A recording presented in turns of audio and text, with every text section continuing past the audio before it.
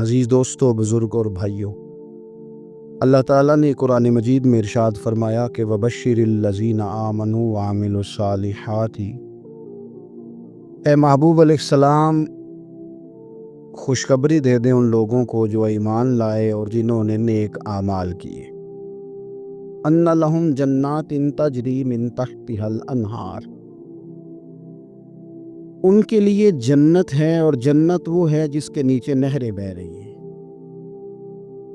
اللہ تبارک و تعالیٰ نے اپنے محبوب کریم صلی اللہ تعالیٰ علیہ وسلم کے غلاموں کو خوشخبری سنوائی، اور سنوائی بھی حضور کے مقدس لبہائے مبارکہ سے۔ آپ انہیں خوشخبری دے دیں کہ ان کے لیے جنت ہے، باغات ہیں، اور باغات وہ ہیں جن کے نیچے نہریں رواں دواں۔ لیکن کن لوگوں کو؟ جو ایمان لائے اور جنہوں نے نیک اعمال کیے۔ کچھ نہ کچھ انسان کو عمل کرنا چاہیے۔ وہ جو عمل ہے کوئی بندہ اپنے عملوں سے جنت میں نہیں جائے گا، جنت میں خدا کے فضل سے جائے گا۔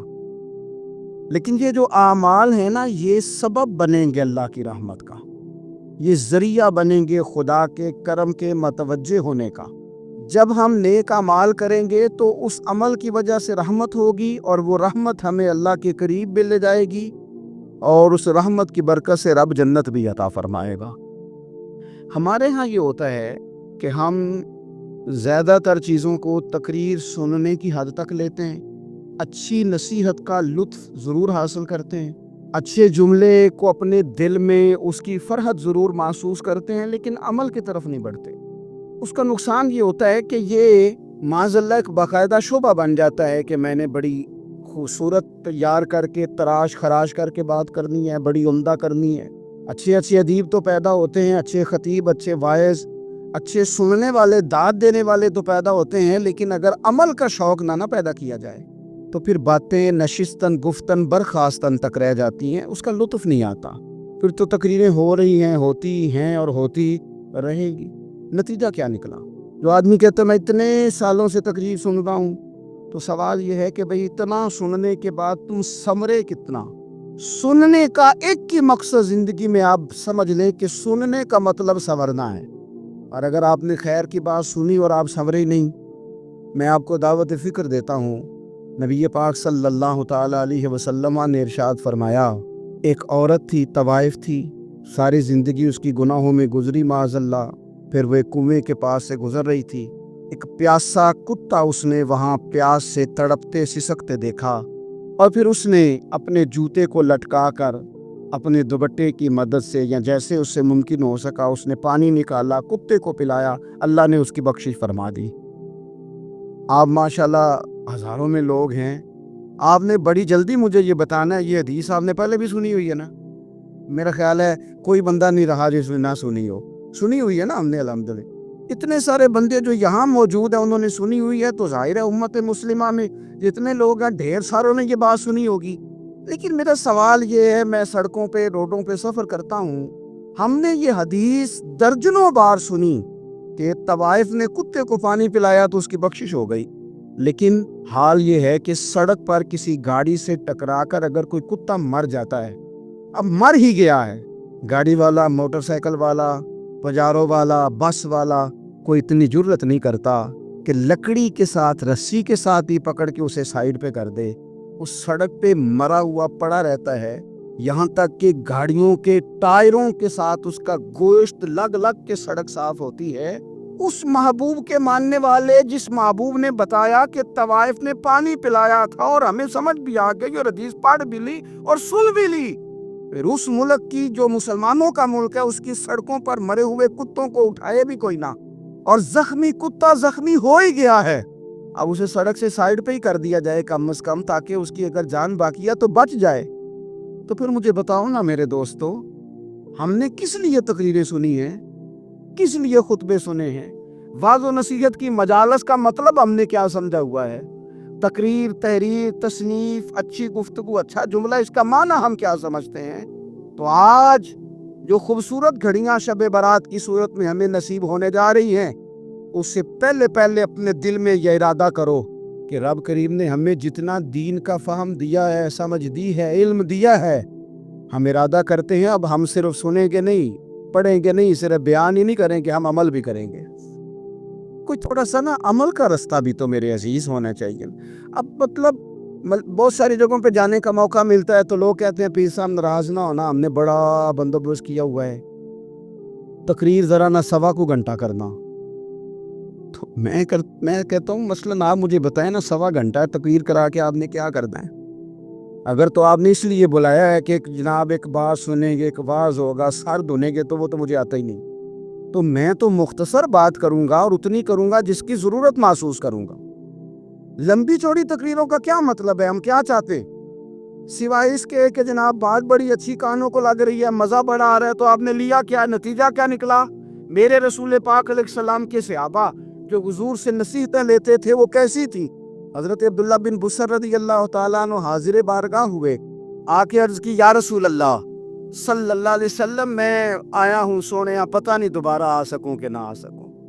حضور پتہ نہیں موقع ملے نہ ملے، ایک بات مجھے بتا دیں، میں اس پہ عمل کروں گا، میری زندگی بھی بن جائے اور آخرت بھی بن جائے۔ تو کریم محبوب نے فرمایا عبداللہ زبان کو خشک نہ ہونے دینا، اس کو تر رکھنا۔ تر حضور کس چیز سے؟ فرمایا اللہ کے ذکر سے تر رکھنا۔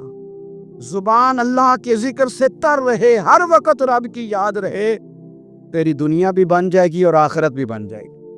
تو میرے عزیز اپنی زندگی کے اندر اب ہم نے عمل کرنا ہے۔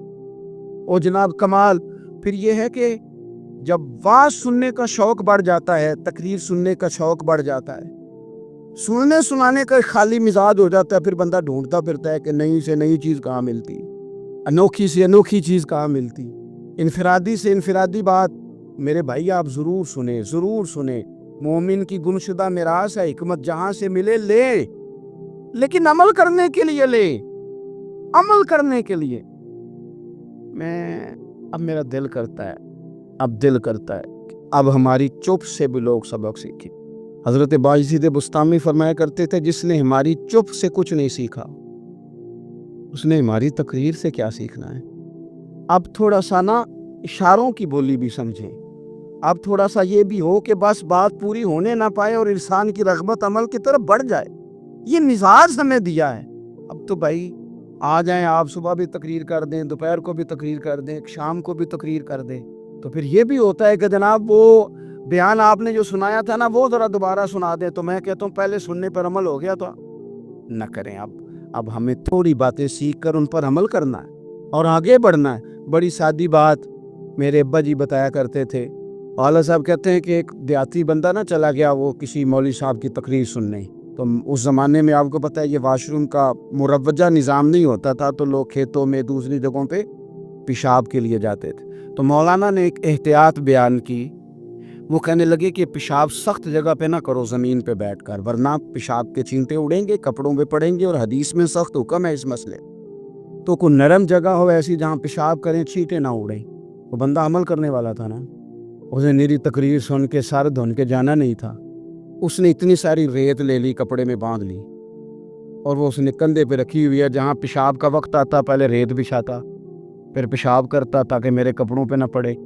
ایک صاحب نے اسے کہا کوئی ہفتے بعد چلو بیان سننے چلیں، تو کہنے لگا میں پہلے پہ عمل کر لوں، یہی بڑا ہے، میں نے تو اتنی ساری ریت، کندھا تھک گیا ہے میرا، اس دن سے اٹھائی ہے، تو میں نہیں چاہتا کہ نہیں بھی سنوں تو کسی اور جگہ میں۔ یہ تفریح تباہ کے لیے بات کو نہ سمجھیں، اس سادے آدمی نے جو ہمیں سمجھایا مجھے اور آپ کو، اس پر غور کرے کہ کل بھی سنا تھا، پرسوں بھی سنا تھا، پیر صاحب نے ترسوں بھی کہا تھا، شیخ نے پرسوں بھی کہا تھا، پچھلے ہفتے بھی کہا تھا۔ تو نے اگر شیخ کی بھی نہیں سنی، استاد کی بھی نہیں سنی، پیر کی بھی نہیں سنی، اور اس دور کے پیر جو صحیح کام کرنے والے ہیں، استاد جو صحیح کام کرنے مجبور ہو گئے ہیں بیچارے، کہتے ہیں کس کی تربیت کریں؟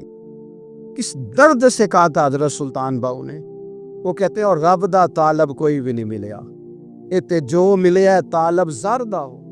یہ تو آئے ہیں کاروبار سیدھا کرنے، فوٹو کھچوانے، فلاں کام کے لیے، یہ تو وہ جو ہم دینا چاہتے ہیں اس کا تو مزاج ہی نہیں۔ پہلے بھی میں نے کہا تھا، پھر کہتا ہوں، مجھے شوق نہیں ہے، خدا مجھے معاف کر دے اس دن سے پہلے جس دن یہ شوق ہو کہ میں سویرے جاؤں گا تو نوٹ لاؤں گا، تو شام جاؤں گا تو نوٹ لاؤں۔ یہ شوق نہیں ہے، طبیعت نہیں ہے، من نہیں چاہتا۔ لیکن یہ کہ یہاں بھی آ جائیں خطاب کر دیں یہاں بھی، او خدا کے بندو ہم کہاں اس قابل ہیں ہم خطاب کریں؟ ہم نے تو نا جی ایک اذان دینی شروع کی ہوئی، صبح و شام ایک اذان پڑھتے ہیں، ہے یہ پیغام حضرت احمد رضا کہ بارگاہ نبی کے رہو با وفا۔ ہم تو کہتے ادھر آ جاؤ، ٹھوکریں کھاتے پھرو گے ان کے در پہ آ پڑو، قافلہ تو اے رضا اول گیا آخر گیا۔ ہم تو کہتے ادھر آؤ اللہ رسول کی بارگاہ کی طرف رجوع کرو۔ اور وہ ایک جملے پہ اگر تو عمل ہو گیا، پیار سے باتیں کرتا رہتا ہوں، سب کے ساتھ نہیں کرتا، جس کا مجھے پتا ہو کہ یہ تھوڑا سہ لے گا۔ ایک دوست نے مجھے کہا کہ میں تو آتا ہوں تو مجھے علاقے کے لوگ کہتے ہیں ان کو بلاؤ، تو میں کہتا ہوں پورا عمل کرنا میری غلط ہے، تو پھر میں باقیوں کو بھی لگا جاؤں گا۔ تو اگر تیرا ہی عمل نہیں ہو سکا تو باقیوں کو میں نے جا کے کیا سمجھانا ہے؟ تو ایک تو آج کی جو رات ہے، اس سے پہلے اپنے اعمال کی طرف میں اکثر کہتا رہتا ہوں کہ شب برات پہ ہر مسجد سے زور زور سے رونے کی آواز آنی بھی چاہیے۔ شب قدر پہ آتی ہے، عمرے پہ جاتے وقت لوگ معافیاں مانگتے ہیں، حج پہ جاتے وقت، اور کروڑوں لوگ یہ کام کرتے ہیں سال میں۔ اگر 25 لاکھ 26 لاکھ آدمی یا 50 لاکھ آدمی حج کرتا ہے اور وہ جانے سے پہلے معافی مانگ کے گیا، توبہ کر کے گیا ہے، اور کروڑوں لوگ ہیں جو شب قدر میں ہیں، شب برات میں ہیں، اور انہوں نے کھول کے توبہ کی ہے، تو پھر میرے بھائی سویرے کرپشن ختم ہونی چاہیے نا ملک سے، سویرے 75% جھوٹ ختم ہونا چاہیے نا۔ ساری رات تو لوگوں نے توبہ کی، صبح 80% حقوق العباد کا مسئلہ حل ہونا چاہیے تھا کہ نہیں ہونا چاہیے؟ صبح ملاوٹ بہت حد تک ملک سے ختم ہونی چاہیے۔ تو کیا ہم نے سمجھ لیا ہے؟ ہم نے یہ سمجھا ہے کہ شب برات پہ بھی بس ایک رسم ادا کرو، آؤ تھوڑی توبہ کرو چھٹی کر جاؤ، آئیے شب قدر تو توبہ کرو چھٹی کر جاؤ۔ کیا یہ ہم نے مطلب سمجھ لیا؟ حج کرنے گئے، رب کی بارگاہ میں حاضر ہوئے، رسول کریم کی بارگاہ سے بھی جو ہو کے آ جائے اور بدلے ہی نہ، وہاں تک جائے اور بدلے ہی نہ۔ مدینے گئے، کعبے گئے، کربلا گئے، جیسے گئے تھے گھوم پھر کے ویسے ہی آ گئے۔ نتیجہ کیا ہے؟ اپنی زندگی نتیجہ خیز بنائیں۔ آج اس خوبصورت موقع پر جب شب برات ہمارے سامنے کھڑی ہے، اپنے ذہن میں تہیہ کریں کہ اب ہم نے بدل جانا ہے۔ شوگر ہو جائے تو بدلنا پڑتا ہے، اللہ معاف کرے چینی چھوڑنی پڑتی ہے، من پسند مٹھائیاں چھوڑنی پڑتی ہیں، بدلنا پڑتا ہے۔ بلڈ پریشر ہو جائے تو یارو بدلنا پڑتا ہے۔ اگر انسان کو خدا نہ خواستہ کوئی مرض لگ جائے تو بدلنا پڑتا ہے۔ اولاد پیدا ہو جائے تو بدلنا پڑتا ہے۔ گھر میں بیٹیاں پیدا ہو جائیں تو بوڑھے باپ کو بدلنا پڑتا ہے۔ بال سفید آ جائیں تو پھر بھی تو بدل جانا چاہیے نا۔ انسان کی عمر 40 سال ہو جائے تو پھر بھی تو بدل جانا چاہیے۔ شب برات پہ توبہ کرے تو پھر بھی تو بدل جانا چاہیے۔ اب بدل جائیں، اب ہم بدل جائیں۔ اب نہ درد ہوتی ہے، گاڑی میں بیٹھیں تو کمر پہ درد ہوتی ہے، اب ہم بدل جائیں۔ اب لوگ بتاتے ہیں تیرے بال سفید ہونے لگ گئے ہیں، اب ہم بدل جائیں۔ اب لوگ ہمیں کہتے ہیں بچے جوان ہو گئے، اب ہم بدل رہے نا یارو۔ اب لوگ ہمیں کہتے ہیں کہ اوہو اب تو آپ اٹھتے وقت زمین پہ پہلے ہاتھ رکھتے ہیں پھر اٹھتے ہیں، اب بدل نہ جائیں۔ اب محسوس ہوتا ہے کہ نیند گہری نہیں آتی، اب محسوس ہوتا ہے کہیں جسم میں تکلیف ہے، اب بدل نہ جائیں۔ اب نہ کئی کلاس فیلو چلے گئے دنیا چھوڑ کے، بدل نہ جائیں۔ اپنے بہن بھائیوں میں سے کئیوں کا جنازہ پڑا، بدل نہ جائیں۔ ہم میں سے کئیوں نے ماں باپ دفن کر دیے، پھول ڈال دیے قبروں پہ، اب بدل جائیں۔ اب وقت تھوڑا رہ گیا، اب کچھ تبدیلی کی طرف آئیں، اب توبہ صحیح والی کر لیں، اب استغفار دل سے پڑھ لیں، اب تبدیل ہو جائیں، اب اپنے اندر باہر کچھ تبدیلیاں لائیں، اب اپنے ظاہر اور باطن کو سنواریں۔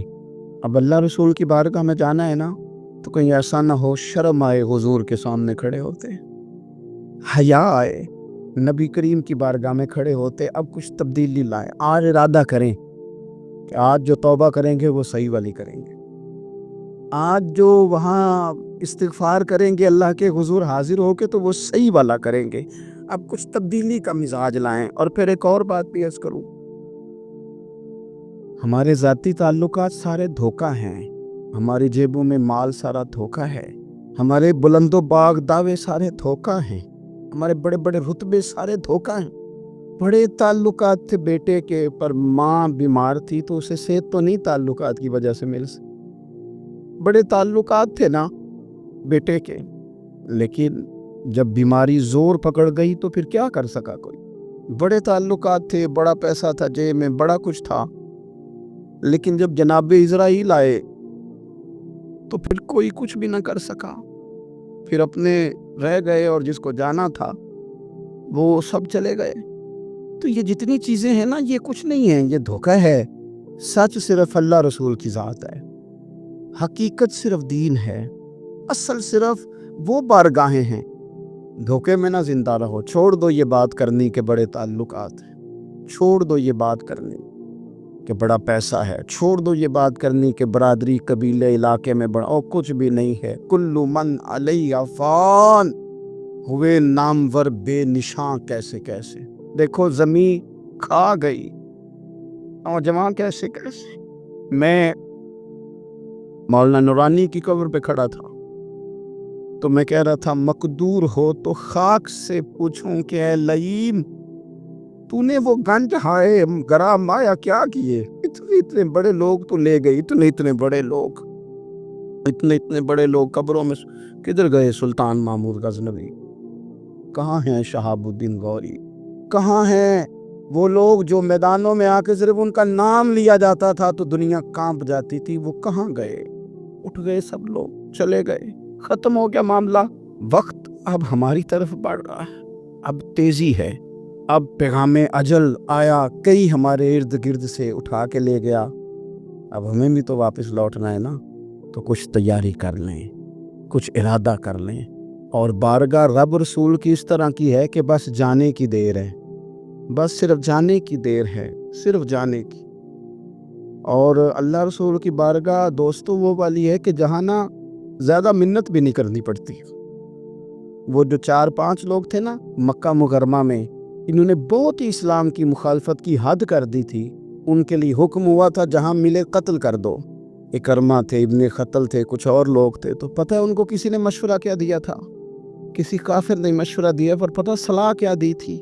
اس نے کہا تھا تم نے بڑی زیادتیاں کی ہیں، بڑے بے ادب ہو، کسی صحابی کے قابو نہ آنا، مار دیے جاؤ گے، اپنی خطاؤں کے سبب سے تم مار دیے جاؤ گے، لیکن اگر کسی طریقے چھپتے چھپاتے رسول پاک کی بارگاہ میں پہنچ جاؤ نا، اگر وہاں کسی طریقے چلے جاؤ۔ انہوں نے پوچھا معافی کیسے مانگیں گے، منہ کیسے دکھائیں گے، ہم نے اتنے ظلم کیے، اتنی زیادتیاں کی، کیسے معافی مانگیں گے؟ تو کہنے والے نے کہا کہ نہیں کچھ نہیں، تم بس کہہ دینا ہم آ گئے، اس سے زیادہ تو بات ہی کوئی نہیں، اتنا ہی تو صرف کہنا ہے آ گئے، اور نہ آتے تو جاتے بھی کہتے، بس تم اتنا کہہ دینا ان العبد اذا اعترف ثم تاب تاب اللہ علیہ۔ نبی کریم علیہ السلام نے فرمایا بندہ جب آ کے کہتا ہے نا یا اللہ میں بھول گیا تھا، غلطی ہو گئی، ان العبد اذا اعترف، مان جو گیا ہوں، مان جو گیا، غلطی ہو گئی، جب کہتا ہے نا میں بھول گیا، ثم تاب، پھر وہ توبہ کرتا ہے، تاب اللہ علیہ، اللہ دیر کرتا ہی نہیں، فوراً توبہ کو قبول فرما لیتا۔ ہمارے ہاں نا کچھ لوگ تو طبعاً سخت ہیں، اللہ معاف فرمائے، اور کچھ رد عمل کے طور پر سخت ہو گئے، کچھ باتیں دلوں میں بیٹھ گئی ہیں جنہوں نے طبیعتوں کو سخت کر دیا۔ کبھی کہیں آپ بہو سے کہ چلو بوڑھی ساس سے اگر کبھی کو بات سخت نکل گئی ہے تو معاف کر دے، وہ تیار نہیں ہوتی، وہ کہتی ہے تمہیں پتہ نہیں میرے ساتھ کیا کچھ ہوا۔ کبھی ساس سے کہا جائے نا چلو بھول گئی تھی بچی تو آپ درگزر کر دیں، تو کہتے ہیں تمہیں پتہ نہیں میرے اندر سختی کتنی آ گئی ہے، دکھ کتنے بیٹھ گئے۔ ہم طبیعتوں میں سختی کر بیٹھے، ہمارے دل دھڑکتے ضرور ہیں لیکن صرف اپنے بچوں کے لیے، ہمارے سینوں میں درد اٹھتا ضرور ہے لیکن صرف اپنوں کے لیے۔ ہم نے نا 2 4 5 6 باتیں جمع کر کے ان پر پورا ذہن بنا کے سخت ہو گئے ہیں، طبیعتیں سخت ہیں، دل سخت ہیں۔ میرے نبی پاک صلی اللہ تعالی علیہ وسلم نے فرمایا، یہ حدیث مسلم شریف میں موجود ہے، فرمایا جنت میں وہ لوگ داخل کیے جائیں گے جن کے دل چڑیوں کی طرح نرم ہیں، نرم دل کے لوگ، معاف کر دینے والے، جلدی مان جانے والے۔ ایک صاحب تھے اپنے بھائی سے ناراض ہو گئے اور انہوں نے رشتے سے انکار کر دیا. پہلے ان کے بیٹے کی وہیں پہ نسبت تھی, انکار کر دیا. کئی لوگوں نے ان سے کہا, میں نے بھی کہا, تو وہ کہنے لگے پیر صاحب عزت بڑی کرتا ہوں آپ کی, لیکن میں مرد ہوں, ایک دفعہ نہ کر دوں تو پھر ہاں نہیں کیا کرتا. تو میں نے اس صاحب سے کہا, میں نے کہا یوں نہ کر, اگر صبح قیامت تیرے بارے میں کوئی سخت فیصلہ آ جائے اور رب کو منانا ہو کسی مقام پر تو کیا کہے گا؟ بہانے بنا بنا کے ہم سخت ہو گئے, دل اتنے سخت پتھر کر لیے, میں فلاں ہوتا ہوں جی, میں نہیں دوبارہ کسی کی سنتا. اور خدا کے بندو, میرے نبی پاک علیہ السلام نے فرمایا مومن تو اس طرح ہوتا ہے جس طرح اونٹ کے ناک میں نکیل ہوتی ہے, بٹھا دو تو بیٹھ گیا, اٹھ جاؤ تو اٹھ گیا. اور حضور نے فرمایا وہ لوگ جو بہت بد اخلاق ہیں, جھگڑالو ہیں, فسادی ہیں, سخت دل ہیں, وہ لوگ جنت میں نہیں جائیں گے.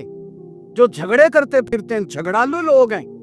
عزیز دوستو, اپنی زندگی کے اندر طبیعت میں نرمی, اگر طبیعت نرم ہو گئی نا جی, مزاج میں نرمی آ گئی, تو پھر آپ محسوس کریں گے کہ آپ معاف کرتے بھی جلدی ہیں اور معافی دیتے بھی جلدی ہیں.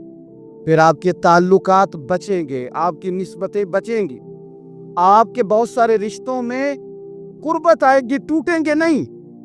ایک تو دل نرم کریں, کسی شخص کے بارے میں دل میں کوئی بات ہے تو اسے معاف کریں اور معافی دے. کچھ لوگ دل کو ٹھیک ٹھاک ہوتے ہیں, کوئی ناراضگی نہیں ہوتی, لیکن آپ نے بچی کی شادی کا کارڈ دیا نہیں تو فوراً ناراض ہو جاتے, اور پھر آپ سمجھا رہے ہیں, قائل کر رہے ہیں, وہ تیار ہی نہیں ہے قائل ہونے کو. سنو, اور اس حدیث کو یاد رکھنا, نبی پاک صلی اللہ تعالیٰ علیہ وسلم نے فرمایا جس کے پاس اس کا بھائی عذر لایا, بھائی معافی مانگنے آیا اور پھر اس نے معاف نہ کیا, اللہ کے حبیب فرماتے میرے حوض کوثر پہ نہ آئے. تو سخت ہو کے بیٹھ گیا ہے, تو کہتا ہے میرے سے پہلے سنے, میں آپ کو بتاؤں اس نے میرے ساتھ کیا کہ, اور ٹھہر جا. اگر حساب کتاب کے بعد معافی والا اصول رکھ لیا جائے کہ پہلے حساب کتاب ہوگا, غلطیوں کا مداوع ہوگا, پھر معافی ہوگی, تو یہی حساب اگر رب کریم بندوں کے ساتھ کرے تو پھر میں اور آپ کدھر جائیں گے؟ تو اس سادی بات پہ آ جاؤ نا, تو 2 جملوں میں حضور نے سمجھائی ہے. فرمایا تم رب کے بندوں کو معاف کر دو, اللہ تمہیں معاف کر دے گا. تو آج کی شب سے پہلے, آج کے دن سے پہلے, رمضان مبارک کے تشریف لانے سے پہلے اپنی طبیعت کے اندر ایسا ذوق لائیں, ایسی طبیعت لائیں کہ ہم نے معافی دینی بھی ہے اور معافی لینی بھی ہے. بعض اوقات ہم رسم ادا کرتے ہیں شب برات سے پہلے, یہ سوشل میڈیا پہ چل گیا, فلانے کو فلان کہہ دیا, اگر کوئی کبھی ہوئی نا تو معاف. ایسے تو نہیں نا معافیاں ہوتی. ہمیں پتہ ہوتا ہے ہم سے کون ناراض ہے, ہمیں خبر ہوتی ہے ہم نے کس کو تکلیف دی, ہمیں پتہ ہوتا ہے کس نے ہمارے لہجوں سے پریشانی پائی ہے, کون ہے جو ہماری وجہ سے اذیت کا شکار ہے, تو اس سے جا کے معافی مانگے, تو یہ چیزیں معافی کا سبب بن جائیں گی. اور پھر میرے نبی پاک صلی اللہ علیہ وسلم نے 2-4 چیزیں اور بھی بیان کی ہیں, میرا دل کرتا ہے کہ وہ بھی ذرا آپ کو عرض کر دوں.